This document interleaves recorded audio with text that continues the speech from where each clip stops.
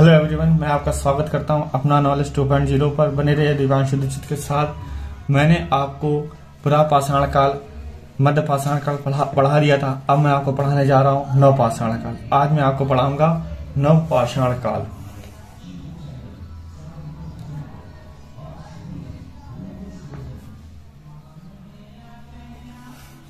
जैसा कि आप लोग जानते हैं कि मैंने मध्य पाषाण काल के बारे में आपको बता रखा था कि ये बीच का काल होता है, ना इसमें ज्यादा विकास होता है, ना ही इसमें ज्यादा निम्न स्तर का होता है। मगर नव पाषाण काल में बहुत ही चेंज देखने को मिले, बहुत ही विकास पूर्वक चेंज देखने को मिले। कहने का मतलब है कि ये पुरा पाषाण काल और मध्य पाषाण काल से बेहतर था, मतलब अच्छा था। इसमें क्या था, इसमें अधिकतर लोग स्थायी जीवन व्यतीत करने लगे। देखिए, थोड़ा अगर नव पाषाण काल के बारे में अगर व्याख्या बनाए तो ये मेरी बात बड़े ध्यान से सुनना। जो पुरा पाषाण काल के लोग थे वो एकदम पशुपालक थे, मतलब पशुपालक भी ना बोल के तो आखेटक थे, मतलब शिकारी प्रवृत्ति के थे। जब जैसे थोड़ा मध्य पाषाण काल आया तो उसमें लोग पशुपालक बने। पशुपालक मतलब जानवरों को पालते थे, जानवरों को खाते थे बस, और थोड़ा बहुत इक्का दुक्का क्या कर लेते थे, मतलब एक लोग इक्का दुक्का स्थायी जीवन व्यतीत करते थे। मगर नव पाषाण काल में क्या हो गया, इसमें क्या हुआ, इसमें लोग अब अपना स्थायी जीवन व्यतीत करने लगे थे, स्थायी जीवन बिताने लगे थे। जैसे किसी घर में, जैसे आप, अगर मैं आपको एक एग्जाम्पल बताएं, अगर एक गांव है और एक गांव में अगर किसी एक घर में लालटेन है, किसी एक घर में अगर लालटेन है या किसी एक घर में बत्ती आ रही है, तो आपको क्या देखते हैं कि धीरे धीरे धीरे धीरे सबके यहाँ क्या हो जाती है, लाइट आ जाती है, या फिर वो लालटेन वो लोग धीरे धीरे खरीद लाते हैं। ऐसे क्या होता है, जब मध्य पाषाण काल में कुछ लोगों ने, यानी इक्का दुक्का लोगों ने क्या किया, खेती करना सीखा, तो यह खेती करने लगे। तो जो बाकी लोग थे वो भी क्या करने लगे, खेती करना धीरे धीरे सीख गए। तो यही था नव पाषाण काल। तो अच्छा, नव पाषाण काल में एक बात और मिलती है, इसमें मृदभांड भी मिलते हैं। क्या मिलते हैं, मृदभांड मिलते हैं, ठीक है ना। जीवन शैली अच्छा मिलती है, इसमें गृह निर्माण मिलते हैं। तो इसमें क्या क्या मिलते हैं, तो देखो इसमें मिलता है आपको पशुपालन, इसमें आपको पशुपालन भी मिलता है ना। और इसमें आपको कृषि भी मिलती है, मतलब यहाँ लोग क्या कृषि भी करने लगते हैं। देखिए, अभी भी सब लोग कृषि नहीं करते हैं, मतलब अधिकतर लोग कृषि करते हैं। अब क्या हो गया, मतलब 100 लोग हैं, 100 लोगों में 90 लोग कृषि कर रहे हैं, 10 लोग अभी भी पशुपालक है, एज एग्जाम्पल, है ना।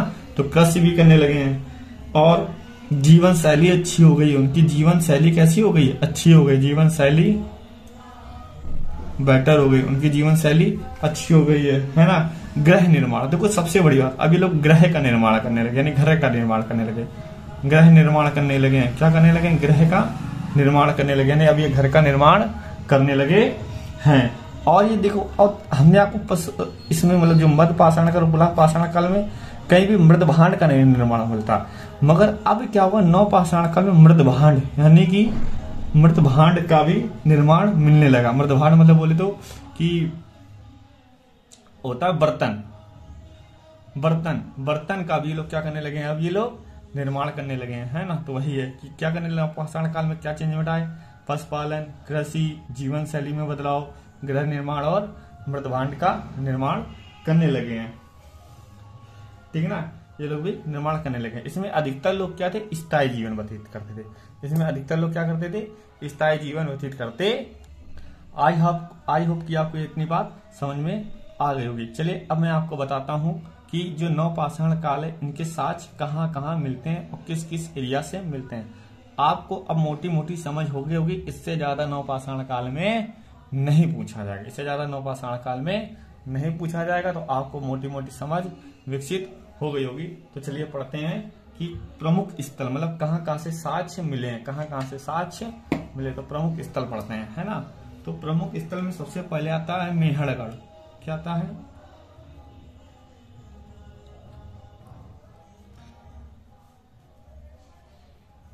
मेहरगढ़। मेहरगढ़ में भी साक्ष्य मिलते हैं। देखो मेहरगढ़ क्या है, यह प्राचीनतम नव पाषाण कालीन स्तर। अगर ऐसे पूछे एग्जाम्पल में देगा कि मतलब अगर जैसे स्टेटमेंट, आपको पता है यूपीएससी में स्टेटमेंट लिखने को आते हैं, तो स्टेटमेंट मतलब दिए होते लिखी होती हैं, उसमें आपको क्वेश्चन पूछेगा, जैसे स्टेटमेंट में लिखे होंगे कि आगे की मेहरगढ़ प्राचीनतम नव पाषाण कालीन स्थल है, या मेहरगढ़ नवीनतम प्राचीन मतलब नवीनतम स्थल है या नहीं है। तो सबसे ये याद रखना, जो मेहरगढ़ है ना वो सबसे कैसा है, प्राचीनतम। कैसा है, प्राचीनतम स्थल है, मतलब सबसे पुराना स्थल है मेहरगढ़, जिसमें नवपाषाण के सबसे पहले साक्ष्य मिले थे, जिसमें नवपाषाण के सबसे पहले साक्ष्य प्राप्त हुए थे।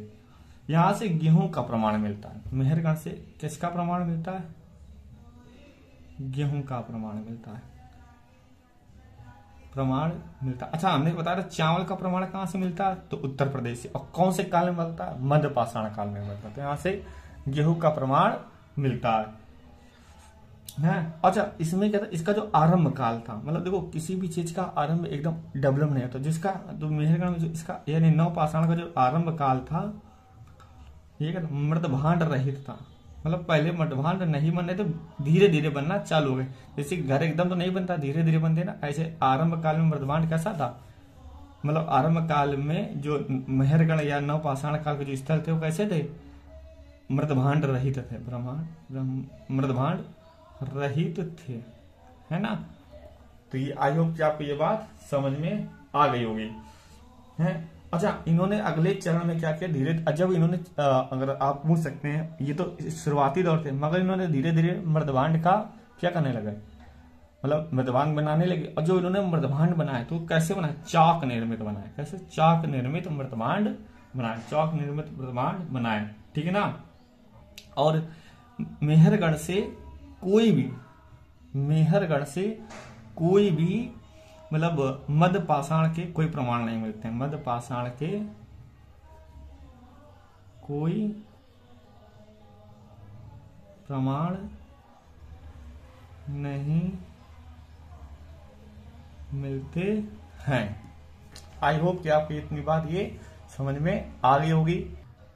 मैं आशा करता हूं कि आपको मेहरगढ़ के बारे में समझ में आ गया होगा। अब मेहरगढ़ के बाद दूसरा स्थल आता है, उसका नाम है कश्मीर।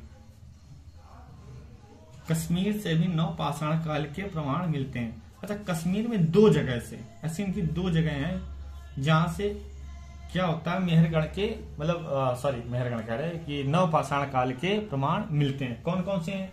एक है बुर्ज़होम, एक है बुर्ज़होम और एक है गुफकराल। मैं इसका नाम लिख देता हूं, है ना। तो मेन देखिए, मेन है बुर्ज़होम। बुर्ज़होम ज्यादा मेन है, तो हम बुर्ज़होम के बारे में पढ़ते हैं। इसमें से ज्यादा प्रमाण नहीं मिले, मगर बुर्ज़होम से बहुत ज्यादा प्रमाण मिले हैं। तो बुर्ज़होम में क्या हुए? वहां पर पशुओं की हड्डी की उपकरण का प्रमाण मिला। किसकी मिला? पशुओं की हड्डियों के उपकरण का प्रमाण, हड्डियों के उपकरण का प्रमाण मिला है। अब देखिए, आपके दिमाग में तुरंत क्लिक करना चाहिए। देखो, हिस्ट्री को समझना ना, तो हिस्ट्री को महसूस करना पड़ेगा। अगर एक क्लू दे दिया जाए ना, तो आपको उसको सोचना चाहिए। कहीं ना कहीं अगर हम कह रहे हैं कि यहाँ से पशुओं की हड्डियों की उपकरण क्या प्रमाण मिला, यानी कि अब जो नवपाषाण काल के लोग थे वो पत्थर के अलावा भी किसी मतलब अब पत्थर के ये तो उपकरण बनाते ही बनाते थे, साथ में अब किसके भी उपकरण बनाने लगे? हड्डियों के भी उपकरण बनाने लगे। जैसे देखो, कोई जानवर, मान लो कोई मतलब हाथी है, हाथी मर गया, उन्होंने क्या किया? हाथी की खाल या मांस सांस को हटा दिया सब, और उसमें जो हाथी की बड़ी बड़ी हड्डियां थी उनको निकाल ली, और उससे क्या बना? उससे बना उन्होंने अपने उपकरण। उससे उन्होंने क्या बना? उससे उन्होंने बनाए अपने उपकरण। और वो उपकरण क्या हुए? जैसे अब इनकी मध्य पाषाण काल में थोड़े और डेवलप हुए, तो अब इनके उपकरण और डेवलप हो गए। यानी अब ये कहने का मतलब अब ये उन उपकरणों को कहीं ना कहीं खेती के उपयोग में भी ला रहे होंगे, शिकार करने के उपयोग में भी ला रहे होंगे, और अन्य कामों के लिए भी उन उपकरणों का यूज कर रहे होंगे। यानी कि नए टूल्स का इन्होंने निर्माण कर लिया, है। और दूसरी बात क्या है? और यहाँ में गर्तवार्त मिलते हैं। अभी हम बता रहे हैं गर्तवार्त क्या होते हैं।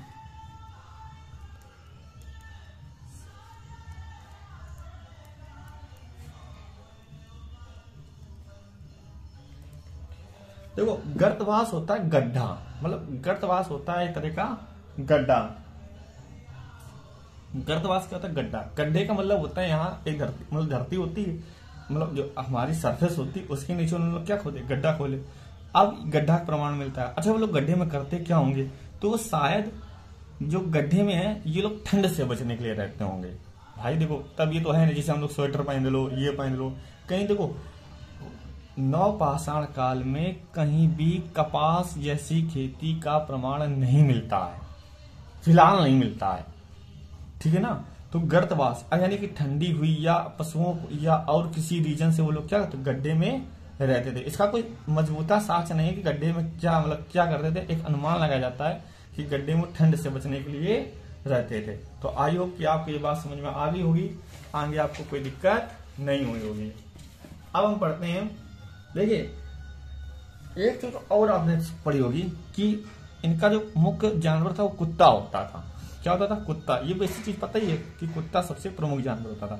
तो ये क्या करते थे, जब कोई मालिक मर जाता था, मालिक मर जाता था तो मालिक के साथ उसके पशु यानी कुत्ते को, अब कुत्ता ही हमने क्यों लिखा, ताकि उस समय सबसे प्रिय जानवर कौन होता था? कुत्ते। तो मालिक के साथ कुत्ते को दफनाने के प्रमाण मिलते हैं, दफनाने के प्रमाण मिलते हैं, ठीक ना। अब आता है उत्तर प्रदेश। तो देखिए उत्तर प्रदेश में कुछ ज्यादा रीजन नहीं पढ़ना है, वही सब है, मतलब जो अभी हम पीछे पढ़ चुके हैं वही सब है, मतलब जो हमने ये प्रमाण गर्तवास वही रहने, इसमें कोई खास चीज नहीं मिलती है। तो इसका बस आप एक वो याद करिए, इसका जो समय काल था वो कैसा था, 2000 BC तक था, BC तक नवपाषाण कालीन जीवन था, नवपाषाण कालीन जीवन था, कालीन जीवन था। कहने का मतलब है कि उत्तर प्रदेश में 2000 BC तक नवपाषाण कालीन जीवन रहा है, बस। अच्छा यहाँ कब तक रहा, और मतलब कश्मीर में यानी बुर्ज यहाँ रहा 2500 BC तक, कितना 2500 BC तक नवपाषाण कालीन जीवन रहा है, नवपाषाण कालीन जीवन रहा है। आपको ये बात समझ में आई होगी, है ना। अगर अब हम बात करें तो अब हम बात करते हैं मेघालय से भी कहीं ना कहीं इनके प्रमाण मिलते हैं, मेघालय से। तो मेघालय में क्या बोलता है, इस स्थान से भी नवपाषाण कालीन निर्माण मतलब नवपाषाण काल के प्रमाण मिलते हैं। कौन सा स्थान है, वो है दहोजली हर्डिंग, मतलब इस स्थान से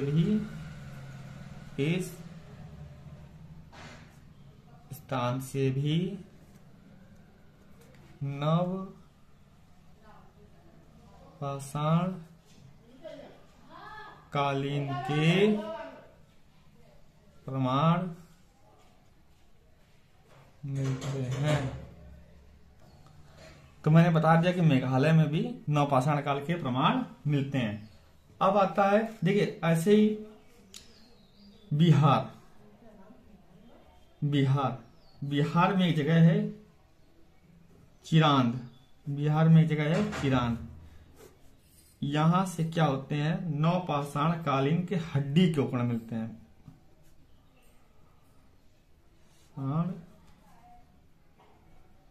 कालीन के हड्डियों के उपकरण, किसके हड्डी के उपकरण मिलते हैं,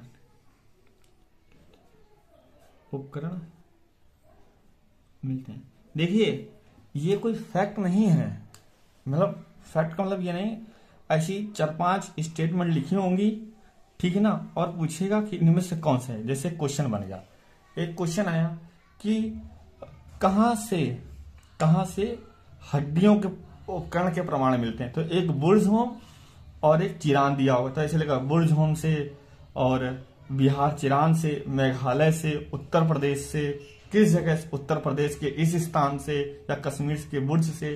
तो आपको इसलिए स्टेटमेंट, छोटी छोटी स्टेटमेंट्स आपको याद करके रखनी है। तो ये भी इंपॉर्टेंट है कि बिहार के चिरान से भी नवपाषाण कालीन के हड्डियों के उपकरण मिलते हैं, है ना। और अच्छा कुछ है दक्कन, एक ये है दक्कन का पठार जानते हो ना, हाँ भाई दक्कन। तो दक्कन में क्या है, दक्कन में कुछ स्थान है,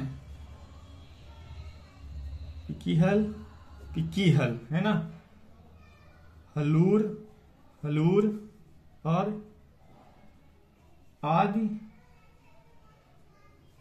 चनलूर। यहां से भी क्या है, नव पाषाण के प्रमाण मिलते हैं, नव पाषाण के प्रमाण मिलते हैं। आई होप कि आपको ये बात समझ में आ गई होगी। आज का थोड़ा वीडियो लॉन्ग बन गया है क्योंकि मतलब नवपाषाण कालीन थोड़ा बड़ा था और नवपाषाण काल में कोई ऐसी खास बात नहीं पढ़नी है। मैंने आपको बतला दिया है कि यहाँ से मर्दभांड भी पाए जाते हैं, मतलब मर्दभांड भी मिले हैं। किस स्थान से मिले ये कोई अभी कंफर्म नहीं हुआ है, और मर्दभांड मिले हैं। और यहाँ से कृषि यानी स्थायी जीवन भी बना है, इनकी जीवन शैली भी बेटर रही है। इन्होंने चूने, जो चूना होता है ना, उसका मतलब मर्दभांड भी पाए गए हैं। और इन स्थानों से जैसे कश्मीर, उत्तर प्रदेश, मेघालय, बिहार, दक्कन, इन स्थानों से नवपाषाण काल के प्रमाण मिले हैं। जैसे कि बिहार से नवपाषाण कालीन की हड्डियों के उपकरण मिले हैं।